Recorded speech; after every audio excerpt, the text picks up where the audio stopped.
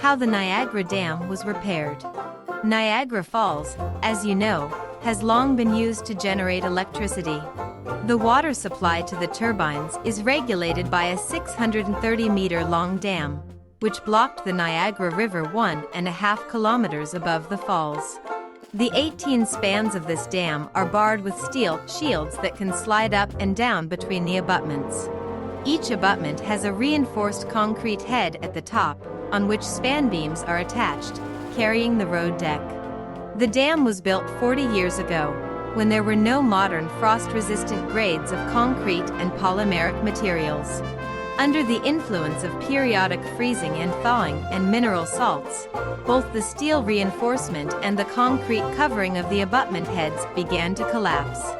The Canadian firm Ontario Hydro has begun repairing the dam. Every summer, it is planned to repair 2 or 3 heads of abutments. The next span is fenced with a movable jumper and drained. The whole structure of load-bearing beams and flooring, weighing 410 tons, is lifted in its entirety by 3 meters with the help of 12 hydraulic jacks. After that, the damaged concrete is removed with jackhammers. The steel reinforcement is cleaned of rust with a sandblaster. Then these places are covered with a special epoxy composition, on which fresh concrete is applied after an hour. The repair of one span lasts about a month, and most of the time it takes the movement of the jumper and lifting mechanisms.